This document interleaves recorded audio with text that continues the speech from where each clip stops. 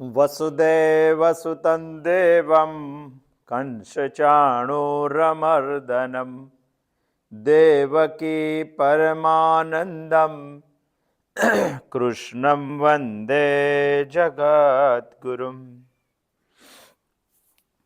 શ્રીમદ ભગવદ્ ગીતા અધ્યાય 3 કર્મયોગ. આપણે તેના ચિંતનની શરૂઆત કરીએ છીએ. કર્મયોગની શરૂઆતમાં જ અર્જુનનો પ્રશ્ન છે. આમ તો ભગવાને જે કહેવાનું હતું એ સંપૂર્ણ જ્ઞાન, એ સમ્યક જ્ઞાન, એ સાંખ્ય જ્ઞાન દ્વિતીય અધ્યાયમાં સંપૂર્ણ કરેલું છે.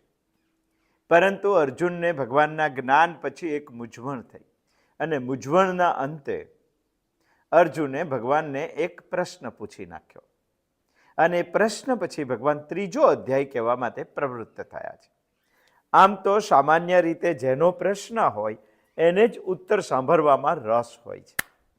પરંતુ આપણે ભગવાનના ત્રીજા અધ્યાયે કીધેલા, ભગવાને ઉપદેશ આપેલો ત્રીજો અધ્યાય આપણે સંપૂર્ણ રીતે રસપૂર્વક સમજવો છે. જો રસપૂર્વક સમજવો હોય તો અર્જુનનો પ્રશ્ન આપણો પ્રશ્ન બનવો જોઈએ. જો આપણો પ્રશ્ન બનાવવો હોય તો અર્જુનના પ્રશ્નના મૂળ સુધી જવું જોઈએ. સામાન્ય રીતે કોઈ પણ વ્યક્તિને પ્રશ્ન થાય તો ત્યાર પહેલાં એની પાસે વિચારોનો એક સમૂહ હોય છે. એ સમૂહમાંથી એ નિષ્કર્ષ કાઢે છે. નિષ્કર્ષ એટલે તાત્પર્ય. ગઈ વખત આપણે 7 લિંગોની વાત કરી હતી. એનું તાત્પર્ય કાઢે છે. તાત્પર્યના અંતે એ કોઈક મૂંઝવણમાં આવે છે અને જ્યારે મૂંઝવણમાં આવે છે તો એનો ઉકેલ શોધવા માટે સ્વગત પ્રયત્ન કરે છે પોતાની પાસે રહેલા વિચારોના ભંડોળમાંથી. અને સ્વગત પ્રયત્ન કરે છે ત્યારે તેને પ્રત્યુત્તર ના મળે તો એ પ્રશ્ન પૂછવા માટે પ્રેરાય છે. એક્ઝેક્ટ અર્જુનની મનઃ પ્રક્રિયા આ રીતે આપણે વર્ણન કરવાનો પ્રયત્ન કર્યો છે. હવે એ પ્રશ્નને આપણે આપણો બનાવવો હોય તો આપણે સમજવું પડે. શું સમજવું પડે? સૌ પ્રથમ શ્રીમદ ભગવદ્ ગીતાનો અધ્યાય છે અર્જુન વિષાદ યોગ. યાને કે દુઃખ, યાને કે ચિંતા અથવા શંકા અથવા શોક, આ બધી જ વાતો દુનિયાના પ્રત્યેક માણસ પાસે છે, આપણા પાસે પણ છે. એટલે આપણે અર્જુનની લાઈનમાં છીએ વિચારવા માટે. અને એટલા જ માટે શ્રીમદ ભગવદ્ ગીતાનો પહેલો અધ્યાય છે અર્જુન વિષાદ યોગ. આ વિષાદની દુનિયામાં કોઈ દવા નથી અને માણસ બધી બહુ દવા કરવાનો પ્રયત્ન કરે. વિષાદ એટલે દુઃખ. દુઃખ મુક્ત થવા માટે માણસ જિંદગીભર સુધી પ્રયત્નો કરે છે, પણ વિષાદના કારણ પર નહીં, વિષાદના નિમિત્ત પર પ્રયત્ન કરે છે. નિમિત્તો તો હજારો છે, કારણ એક જ છે. એક વખત કારણ ખલાસ થાય તો વિષાદ જાય, પણ જો નિમિત્ત ખલાસ થાય તો બીજું નિમિત્ત આવીને ઊભું રહેશે. આપણે આગળ વિચારી ગયા. વિષાદનું એક જ કારણ છે અજ્ઞાન. હું દેહ છું આવી ભ્રાંતિ, હું બ્રહ્મ છું આ સાચું જ્ઞાન. હવે અજ્ઞાનને જો દૂર કરવું હોય તો વિષાદ દૂર થઈ જાય. અજ્ઞાનને દૂર કરવા માટેનો એક જ રસ્તો છે બ્રહ્મ જ્ઞાન, આત્મજ્ઞાન, સમ્યક જ્ઞાન, પરમાત્માનું જ્ઞાન. અને ભગવાને એટલે જ અર્જુનના વિષાદની દવા કરવા માટે, એના મૂળ ઉપર પ્રહાર કરવા માટે, એને મૂળથી ખલાસ કરવા માટે સમ્યક જ્ઞાન આપે છે, શ્રેષ્ઠ જ્ઞાન આપે છે.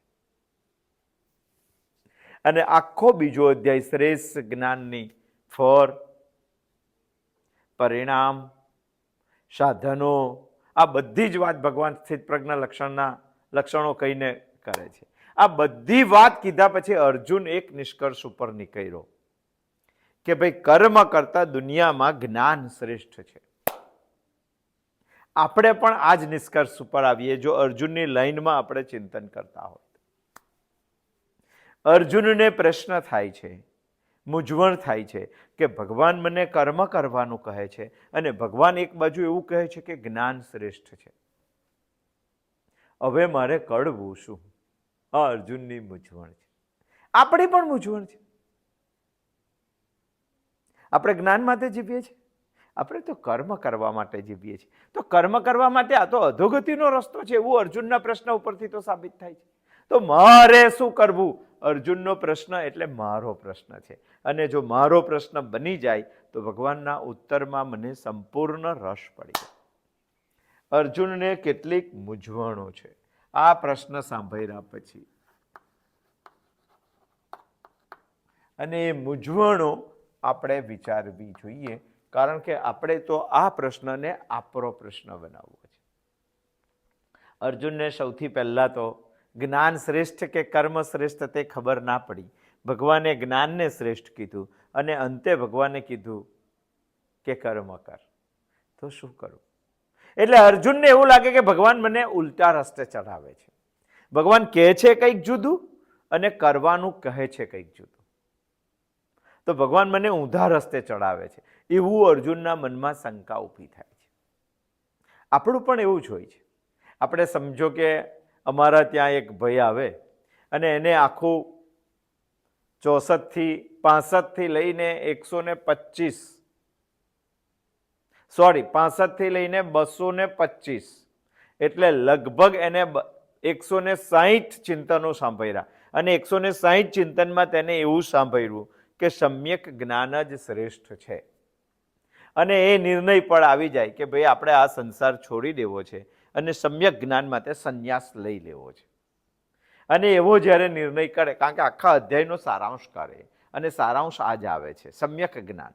અને સમ્યક જ્ઞાન શ્રેષ્ઠ હોય તો કર્મ શા માટે કરવાનું? સંન્યાસ જ શ્રેષ્ઠ હોય તો સંસાર શા માટે કરવાનો? અને આ માણસ પછી કોઈ ગીતા કહેનાર પાસે આવી જાય અને આવીને એવું કહે કે ભાઈ હવે તમારી વાત એકદમ સાચી છે, અમે તો સમજી ચૂક્યા છે અને સમય જ્યાં પછી ખબર પડી કે આ સંસાર કરવા જેવો નથી, હવે અમારે તો તમારી સાથે જ રહેવું છે જ્ઞાન પ્રાપ્તિ માટે.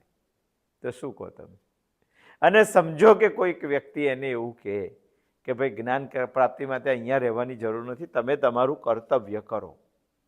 ત્યારે સાંભળનાર માણસને એવું લાગે કે આ માણસ ઉલટી પટ્ટી પડાવે છે. આમ કહે છે કે જ્ઞાન પ્રાપ્ત કરો અને જ્ઞાન પ્રાપ્ત કરવા આવીએ ત્યારે કહે છે કે કર્તવ્ય કરો. બસ અર્જુનને આ જ પ્રશ્ન છે. આખો અધ્યાય ભગવાને જ્ઞાનનો મહિમા કીધો અને જ્ઞાનનો મહિમા કીધા પછી ભગવાન એવું કહે છે કે યુદ્ધાય કૃત નિશ્ચય, ત્યારે યુદ્ધ માટે કૃત નિશ્ચયી થવાનું છે. તો શું થાય? શું થાય? તસ્માત યુદ્ધસ્વ ભારત.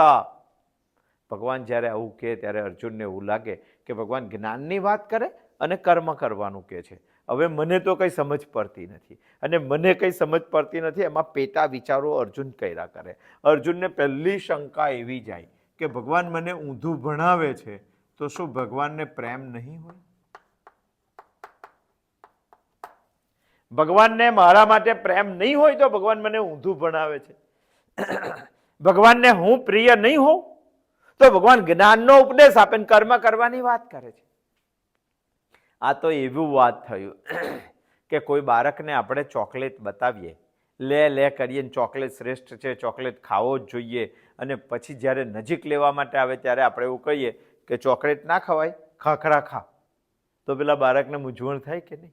કે અત્યાર સુધી કલાક સુધી ચોકલેટની વાત કરી અને હવે ચોકલેટ બાજુ પર મૂકીને કે ચોકલેટ ના ખાય, તું ખાખરા ખા. ત્યારે બાળકના મનમાં શંકા થાય. એક્ઝેક્ટ અર્જુનના મનમાં એ જ શંકા ઊભી થઈ કે ભગવાનને મારા માટે પ્રેમ નહીં હોય કે મને ઉલટો ઉપદેશ આપે છે? ના, જો આ ભ્રાંતિ હોય તો આપણે કાઢી નાખવી જોઈએ. ભગવાનને અર્જુન માટે વિશેષ પ્રેમ છે, અને વિશેષ પ્રેમ છે એટલે જ ભગવાન અર્જુનના સારથી બનવાનું પસંદ કરે છે. બાકી સારથી કોણ બને? ચાલો કહો, ડ્રાઈવર કોણ બને? હજારો યોજનો દૂર મોટો ભગવાન જ્યારે અર્જુનનો સારથી બની જાય ત્યારે પ્રેમ વગર બન્યો હશે? પ્રેમ છે જ, વિશેષ પ્રેમ છે. એટલે અર્જુન આ દલીલ ના કરી શકે કે ભગવાન તમને મારા માટે પ્રેમ નથી તો તમે જ્ઞાનના બદલે મને કર્મ કરવાનું કહો છો.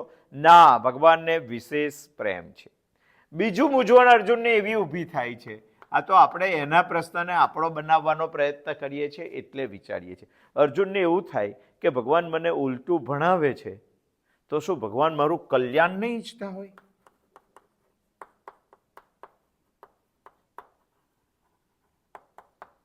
આ તો બધી ઊભી કરેલી શંકાઓ છે. અર્જુનને એવું થાય કે ભગવાનને મારા માટે પ્રેમ નહીં હોય? ના, છે જ. અર્જુનને બીજી શંકા એવી થાય કે ચાલો પ્રેમ છે છતાંય ભગવાન જ્ઞાનનો ઉપદેશ આપીને મને કર્મ કરવાનું કહે છે, તો ભગવાન મારું કલ્યાણ નહીં ઈચ્છતા હોય? અરે ભાઈ, જેના માટે પ્રેમ હોય તેનું જ કલ્યાણ હોય.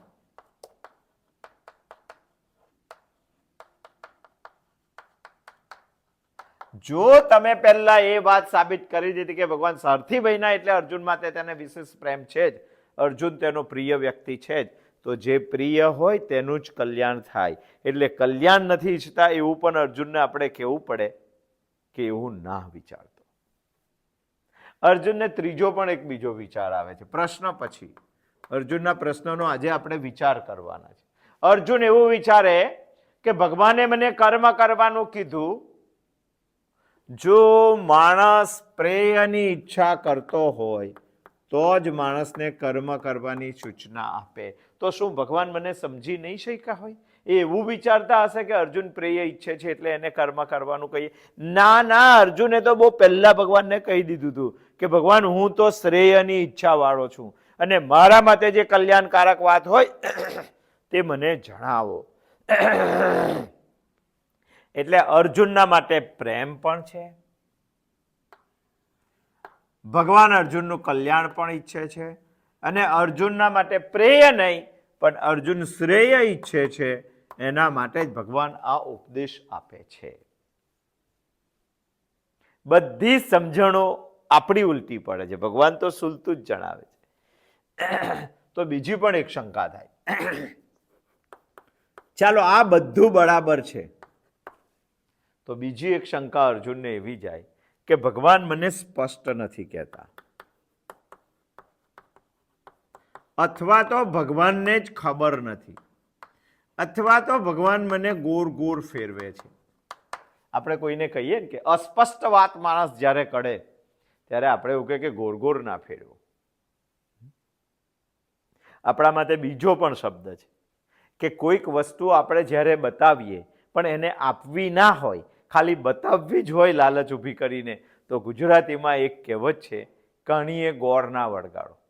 એ શા માટે કે અહીંયા ગોળ લગાડી દે ને પછી તમને એવું કહે કે ખાઓ, તો ખવાય ના આપણાથી. ભગવાને એવો જ્ઞાનનો ગોળ લગાડ્યો અને પછી કર્મનો ઉપદેશ આપવાની શરૂઆત કરી ભગવાને. અર્જુનને કર્મ કરવાનું કીધું. એટલે અર્જુન ભગવાનને એવું કહે છે કે ભગવાન, તમે કંઈ સ્પષ્ટ ના હોય એવું લાગે તમે જે કહેવા માંગો છો તે. કાં તો તમને કંઈ ખબર પડતી નથી, અથવા તો તમે મને ગોળ ગોળ ફેરવો છો, જ્ઞાનની વાત કરો છો અને કર્મ કરવાનું સૂચન આપો છો.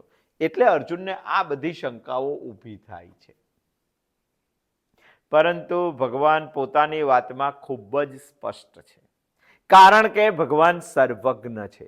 જે વક્તા અલ્પજ્ઞ હોય એ કહે કંઈ અને કરાવે કંઈ, પણ ભગવાનનું આવું નથી. સૃષ્ટિ સંચાલક પરમાત્મા પોતાની વાતમાં બહુ જ સ્પષ્ટ છે. જો અસ્પષ્ટ હોય તો અર્જુન છે. એટલે આ શંકા કરવાની જરૂર નથી. અચ્છા, પાંચમી પણ એક શંકા અર્જુનને થાય છે.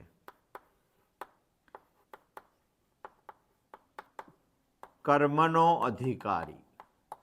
અર્જુનને એવું લાગે છે કે હું કર્મનો અધિકારી છું, માટે ભગવાન મને કર્મનો ઉપદેશ આપે છે. ભગવાન એવું સમજતા હશે કે હું કર્મનો અધિકારી છું એટલે હવે મને કર્મનો ઉપદેશ આપવા માંડ્યા? ના, જો ભગવાન એવું સમજતા હોય કે અર્જુન કર્મનો જ અધિકારી છે, તો પહેલે અધ્યાય અર્જુન વિષાદ યોગ પછી બીજો જ અધ્યાય કર્મયોગ હોવો જોઈએ. બીજો અધ્યાય સમ્યક યોગ, સાંખ્ય યોગ શા માટે આવ્યો? ભગવાનને ખબર છે કે અર્જુન કર્મનો અધિકારી છે, તો પહેલા કર્મનો ઉપદેશ આપવો જોઈએ. પહેલા જ્ઞાનનો ઉપદેશ શા માટે આપ્યો? એટલા માટે જો આ શંકા જતી હોય કોઈને આ વાત સાંભળ્યા પછી કે અર્જુન કર્મનો અધિકારી હતો એટલે પછી ભગવાન કર્મની જ વાત કરે ને? ના, જો અર્જુન કર્મનો અધિકારી હોય તો ભગવાને પહેલી જ કર્મની વાત કરવી જોઈએ. પહેલી જ્ઞાનની સ્તુતિ શું કામ કરી? પહેલી જ્ઞાનના વખાણ શું કામ કર્યા? પહેલા જ્ઞાનનું ફળ શા માટે કીધું? એટલે આ દલીલ પણ અર્જુનની ખોટી છે. અચ્છા, ઘણા એવું વિચારે છે, જો આ બધી જ વિચારણાઓ આપણે એટલે વિચારીએ છીએ કે આપણે તો અર્જુનના પ્રશ્નને આપણો પ્રશ્ન કરવો છે. ઘણા શું વિચારે છે કે ભગવાને અર્જુનને નિમિત્ત બનાવી ઉપદેશ આપણને આપવો છે. એટલે ભગવાન જ્ઞાનની વાત કરીને પછી કર્મની વાત કરે છે.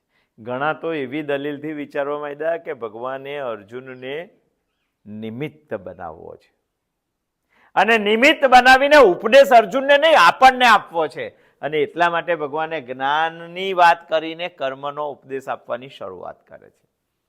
આ વાત પણ તથ્ય વગરની છે. કારણ જે તે સમયે ગીતાનો ઉપદેશ આપ્યો ત્યારે અર્જુન વિષાદમાં હતો, તમે ને હું નહીં, ભગવાનની સામે. અને અર્જુન વિષાદમાં હતો અને વિષાદને મુક્ત કરવા માટેનો એક જ રસ્તો છે જ્ઞાન. એટલા માટે ભગવાને અર્જુનને જ ઉપદેશ આપ્યો. આ તો એવી વાત થઈ કે કોઈ વ્યક્તિ 6 મહિનાથી બીમાર છે, દર્દી છે, એની ખબર લેવા માટે 2-4 મહિનાથી બધા સગાઓ આજુબાજુ બેઠેલા છે. જે બીમાર છે તેને કાને બિલકુલ સાંભળાતું નથી. એક દિવસ એનો એક સંબંધી સ્વસ્થ, શ્રેષ્ઠ, સારો, મહાન વ્યક્તિ તેની ખબર લેવા માટે આવ્યો અને ખબર જોવા માટે આવ્યો ત્યારે એને દ્રશ્ય જોયું કે દર્દી તો બીમાર છે, પરંતુ તેની આજુબાજુ તેના સગાઓ 4-5 મહિનાઓથી બેઠેલા છે. આ સગાઓની સ્થિતિ શું થતી હશે? ત્યારે તેને વિચાર આવ્યો, એ સંગીતકાર હતો બહુ મોટો, ત્યારે તેને વિચાર આવ્યો કે લાવ એવું કંઈક સંગીત રેલાવું કે સગાઓ ખુશ થઈ જાય. પણ એ બોલ્યો શું? સંગીતકાર એવું તો ના કહેવાય કે ચાલો સાંભળો હું સંગીત વગાડું છું. એને શું કીધું? એને એવું કીધું કે ભાઈ શ્રી બહુ વખતથી બીમાર છે, હું કંઈ થોડું સંગીત રેલાવું કે જેને મનને શાંતિ મળી જાય.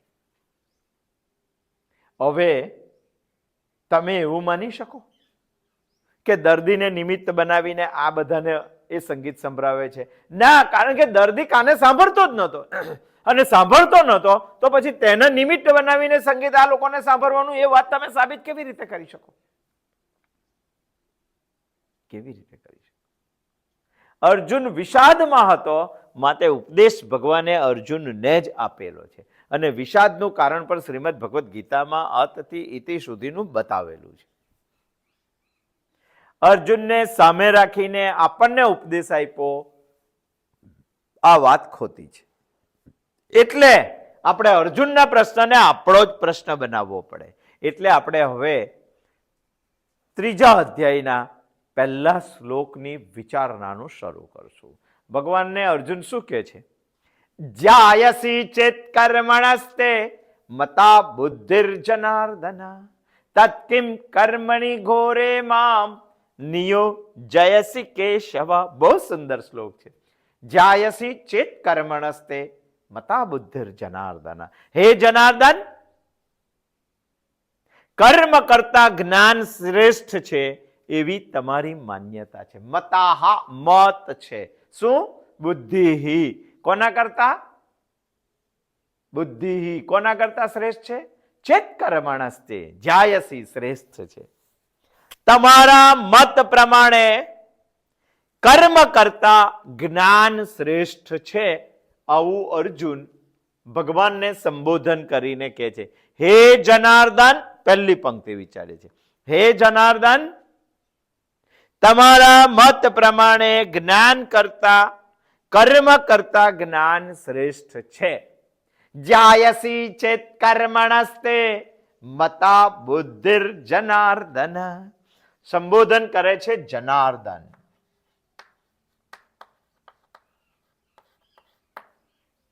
આપણે આગળ પણ વાત કરી રહ્યા હતા કે શ્રીમદ ભગવદ્ ગીતામાં એક અક્ષર નહીં, એક શબ્દ નહીં, એક અક્ષરનું અનુસ્વાર અને માત્ર પણ બહુ જ વિચાર કરીને મૂકવામાં આવેલો છે.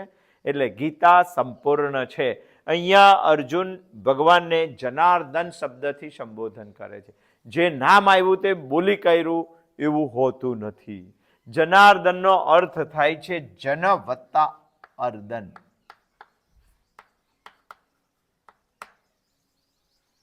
અર્દનનો અર્થ થાય છે યાતનાઓને દૂર કરનાર. અર્દનનો અર્થ થાય છે દુઃખોને દૂર કરનાર. અર્દનનો અર્થ થાય છે શોક મુક્ત કરનાર. અર્દનનો અર્થ થાય છે આપણને વિષાદમાંથી મુક્ત કરનાર. અને જનનો અર્થ થાય છે અહીંયા જગત લો, દુનિયા લો કે લોકો લો. એવી રીતે જનાર્દનનો અર્થ જો કરવા જઈએ તો એવો થાય કે આ દુનિયામાંથી દુઃખને મુક્ત કરવાની જેનામાં તાકાત છે, આખી દુનિયાને સુખ મુક્ત કરવાની જેનામાં તાકાત છે, આખી દુનિયાને વિષાદ મુક્ત કરવામાં જેનામાં તાકાત છે, એવી શક્તિને અર્જુન જનાર્દન શબ્દથી સંબોધે છે. હવે જનાર્દનનો અર્થ આપણે સમજ્યા, પણ આ શ્લોકમાં ભગવાનને અર્જુન જનાર્દન શા માટે કહે છે? અરે એટલા માટે ભગવાન અર્જુનને જનાર્દન કહે છે કે હે ભગવાન, તારામાં આખી દુનિયાને દુઃખમાંથી મુક્ત કરવાની તાકાત છે. હવે તું આજે મારી મૂંઝવણનું એક દુઃખ દૂર કર, મારી તું એક ચિંતા દૂર કર, મારી તું એક શંકાનું સમાધાન કર. આ ભગવાન પાસે અર્જુનને અપેક્ષા છે, માટે અર્જુન ભગવાનને જનાર્દન શબ્દથી સંબોધન કરે છે. છે કે નહીં? કોઈ પણ શબ્દનું સંબોધન પણ વધારાનું શ્રીમદ ભગવદ્ ગીતા બહુ જ વિચાર કરીને વિષયને સંલગ્ન સંબોધન છે. કારણ કે એકચ્યુઅલી અર્જુન તો વિષાદમાં હતો જ, અને અર્જુન વિષાદમાં હતો તો વિષાદ તેને દૂર કરવો હતો, અને વિષાદ જો તેને દૂર કરવો હોય તો જ્ઞાન સિવાય દુનિયામાં બીજો કોઈ રસ્તો નહોતો. અને ભગવાન તેને જ્ઞાન કહે છે, અને ભગવાન તેને જ્ઞાન કહે છે પછી પાછું કર્મ કરવાની વાત કરે છે, અને કર્મ કરવાની વાત કરે છે ત્યારે અર્જુન ભગવાનને કહે છે કે ભગવાન, તમારા મત પ્રમાણે કર્મ કરતા જ્ઞાન શ્રેષ્ઠ જ છે. તો હું મૂંઝાયો છું, મને દુઃખ થયું છે, મને શંકા થાય છે, મને વિષાદ થયો છે. શેનો વિષાદ? અરે તમે કીધું કે જ્ઞાન શ્રેષ્ઠ છે અને આજે કહો કે કર્મ કરવાનું છે, તો હું જ્ઞાન પ્રાપ્ત કરું કે કર્મ કરું?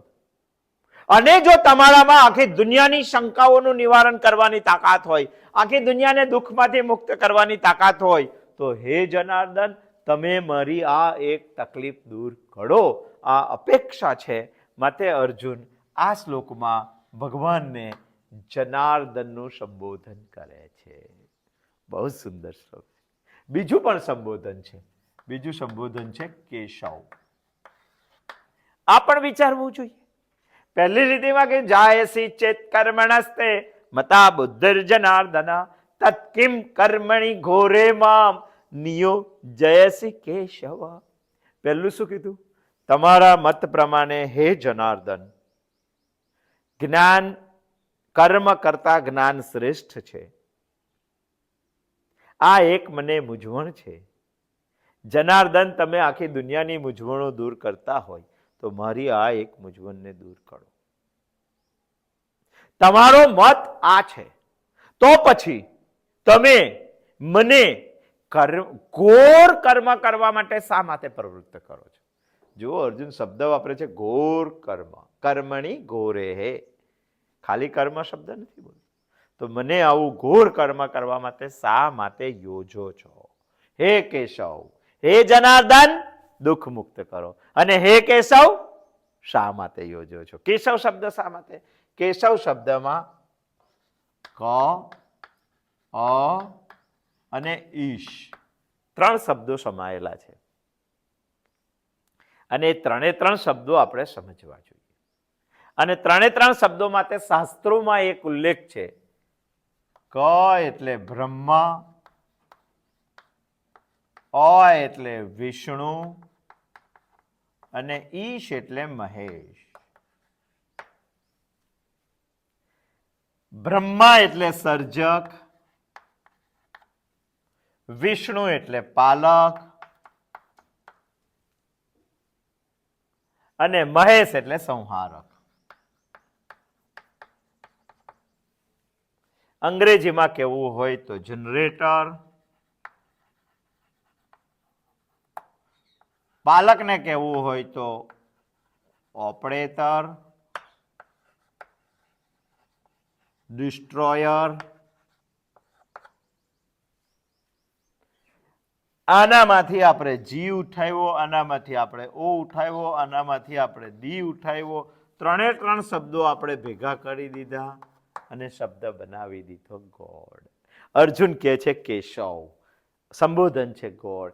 ત્રણ ક્રિયાઓ જગતમાં જે કરતું હોય પ્રત્યેક માટે, આખી સૃષ્ટિ માટે, તો તે બહુ જ બુદ્ધિમાન હોય છે. એવું અર્જુનનું માનવું છે. માટે કેશવ સંબોધન પણ અર્જુને બહુ જ વિચાર કરીને કરેલું છે. આ સંબોધન પર અર્જુન એવી અપેક્ષા રાખે છે કે મારી સામે જે તાકાત ઉભેલી છે, મારી સામે જે ચૈતન્ય ઉભેલું છે, એ ક છે, અ છે અને ઈશ છે. એ જ બ્રહ્મા છે, એ જ વિષ્ણુ છે અને એ જ મહેશ છે. આ સૃષ્ટિનો સર્જક પણ ભગવાન તું જ છે. આ સૃષ્ટિનો પાલક પણ ભગવાન તું જ છે અને આ સૃષ્ટિનો સંહારક પણ ભગવાન તું જ છે. આ જો ત્રણે ત્રણ ક્રિયાઓ ભગવાન તું કરતો હોય તો મારામાં એવી સમજ છે કે તું બધા કરતા સૌથી વધારે સમજણવાળો શક્તિ છે. અને જો બધા કરતા સૌથી વધારે સમજણવાળી શક્તિ હોય તો પછી તું મને ઘોર કર્મમાં શા માટે યોજે છે? બે સંબોધનો બહુ જ વિચાર કરીને અર્જુને આ શ્લોકમાં કરેલા છે. પહેલા જ્યાયસી ચેત કર્મણસ્તે મતા બુદ્ધિર્જનાર્દન તત્કિમ કર્મણિ ઘોરે મામ નિયુજયસી કેશવ. હે કેશવ, મને શા માટે ઘોર કર્મમાં આ રીતે યોજો છો? આ શ્લોકના ભાષાંતર પરથી આપણને ખબર પડી જાય કે અર્જુને બે લીટીમાં ભગવાનને બે સંબોધન શા માટે કર્યા છે. હે જનાર્દન, તમારા મત પ્રમાણે કર્મ કરતા જ્ઞાન શ્રેષ્ઠ છે, બરાબર. તો હે કેશવ, તમે મને આ ઘોર કર્મમાં શા માટે યોજો છો? બંને પ્રશ્નો જે અર્જુન પૂછે છે, બંને વાત જે અર્જુન કરે છે, બંને વાતને સંલગ્ન જ સંબોધનો છે અને તે અર્જુન પૂછે છે. જ્યારે યુદ્ધ કરવા આવ્યો ત્યારે અર્જુનની અંદર જબરજસ્ત જુસ્સો હતો અને જુસ્સામાં જ એ ભગવાનને આજ્ઞા કરી બેસે છે. એકચ્યુઅલી આજ્ઞા ના કરાય ભગવાનને, પણ અર્જુને ભગવાનને આજ્ઞા કરી. સેનયોર ઉભયોર મધ્ય સ્થાપયિત્વા રથોત્તમમ. બે સેનાની વચ્ચે મારા રથને લઈ જઈને ઉભો રાખો. જોઉં તો ખરું કે મારે કોની કોની સાથે યુદ્ધ કરવાનો છે. આ જુસ્સાથી પ્રબર બનેલા અર્જુને ભગવાનને હુકમ કર્યો. ભગવાને બે સેનાની વચ્ચે રથ લઈ ગયા અને લઈ ગયા પછી અર્જુને જે દ્રશ્ય જોયું, એ દ્રશ્ય જોયા પછી અર્જુન મોહિત થયો. મોહિત થયા પછી અર્જુન દુઃખી થયો. દુઃખી થયા પછી અર્જુન વિષાદમાં પડ્યો.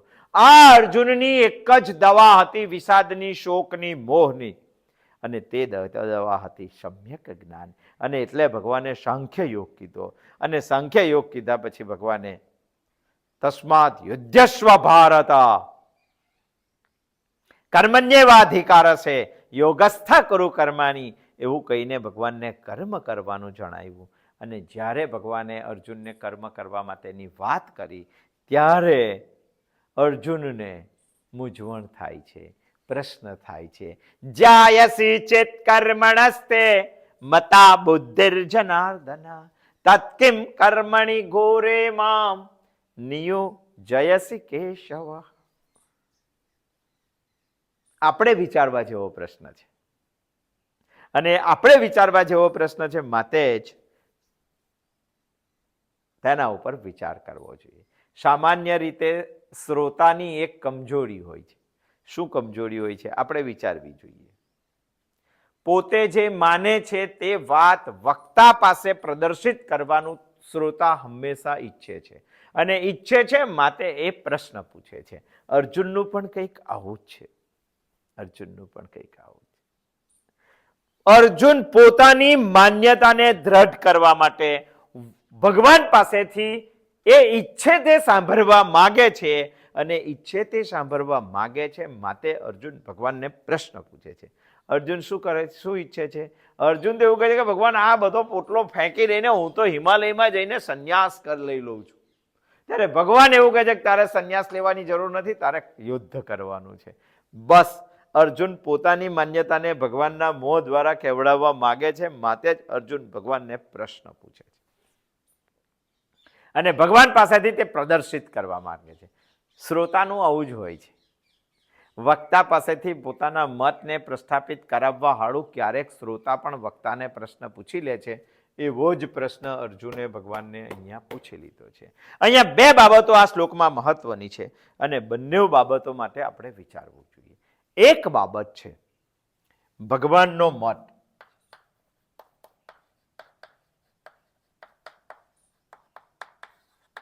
અર્જુન શું કહે છે? ભગવાન તમારા મત પ્રમાણે કર્મ કરતા જ્ઞાન શ્રેષ્ઠ છે. જાયસી ચેત કર્મણસ્તે. હવે આપણે વિચારવું જોઈએ કે શું ખરેખર એ ભગવાનનો મત છે? ભગવાન તો કોઈ જગ્યાએ કીધું બોલ્યા જ નથી એવું કે આ મારો મત છે. અર્જુન પ્રશ્ન દ્વારા ભગવાનને તેમનો મત યાદ કરાવે છે. શું આ ભગવાનનો મત છે? ગીતામાં કોઈ જગ્યાએ ભગવાને કીધું છે કે આ મારો મત છે? ના, આ ભગવાનનો મત નથી. કારણ કે ભગવાને ક્યારેય ગીતામાં કે આખા મહાભારતમાં એવું કીધું નથી કે આ મારો મત છે. આ તો અર્જુન કહે છે કે ભગવાન તમારા મત પ્રમાણે, આગળ સાંભળેલી વાત પ્રમાણે આ મત ખાલી ભગવાનનો જ છે એવું આ ભગવાને કીધું ચોક્કસ છે. પણ આના પહેલા ઘણા બધા શાસ્ત્રોએ આ વાત કરેલી છે. શું વાત કરેલી છે? જ્ઞાન કર્મ કરતા જ્ઞાન શ્રેષ્ઠ છે. આ વાત તો ઘણા બધા શાસ્ત્રોએ કરેલી છે. તો ભગવાનનો જ મત કેવી રીતે કહેવાય? ભગવાનનો મત એટલે વેદનો મત, ભગવાનનો મત એટલે શ્રુતિનો મત, ભગવાનનો મત એટલે ઉપનિષદનો મત, ભગવાનનો મત એટલે શાસ્ત્રોનો મત. ભગવાનનો મત એટલે શાસ્ત્રોમાં કીધેલી વાતોનો મત, પરમ પ્રમાણનો મત. ભગવાનનો પોતાનો વ્યક્તિગત મત નથી. અને અર્જુન કહે છે જ્યાયસી ચેત કર્મણસ્તે મતા બુદ્ધિર જનાર્દન. ભગવાન તમારા મત પ્રમાણે કર્મ કરતા જ્ઞાન શ્રેષ્ઠ છે. આ હું માનું છું અને એ મને માન્ય પણ છે. છતાંય હે કેશવ, તમે મને ઘોર કર્મમાં શા માટે પ્રયોજો છો? ચાલો, તમે એવું કહો છો કે આ ભગવાનનો મત એકલો ભગવાનનો મત નથી, આ તો અર્જુન કહે છે. તો બીજે કઈ કઈ જગ્યાએ આ મત છે? કયો મત? કર્મ કરતા જ્ઞાન શ્રેષ્ઠ છે એ જોવું જોઈએ. આવતા સોમવારે જોશું આપણે કે ભગવાનનો મત એટલે કયા કયા શાસ્ત્રોનો મત. એ આવતા સોમવારે જોઈશું. બીજો એક શબ્દ આપણે વિચારવો છે. અહીંયા ભગવાનને અર્જુન એવું કહે છે કે ભગવાન તમે મને આ ઘોર કર્મમાં ના યોજો, ઘોર કર્મમાં તે ના પ્રેરો, મને આ ઘોર કર્મ કરવાનું ના કહો. ઘોર કર્મ શબ્દ અર્જુન વાપરે, ખાલી કર્મો શબ્દ નથી વાપરતો. આ ઘોર કર્મ શા માટે કીધું એ પણ આપણે વિચારવું જોઈએ. આવતા સોમવારે આવશું અને બે શબ્દો વિચારશું કે અર્જુન કહે છે કે આ ભગવાનનો મત છે, ખાલી ભગવાનનો મત છે, બીજા શાસ્ત્રોનો મત છે. તો બીજા શાસ્ત્રોમાં કઈ જગ્યાએ આવો મત છે? આવતા સોમવારે આવશું, આપણે જોશું. અને ત્યાર પછી આપણે જોશું કે અર્જુન અહીંયા ઘોર કર્મ શા માટે શબ્દ આપે છે. જાયસી ચેત કર્મણસ્તે મતા બુદ્ધિર જનાર્દન તત્કિમ કર્મણિ ઘોરે મામ નિયો જયસી કેશવ. અસ્તુ. જય શ્રી કૃષ્ણ.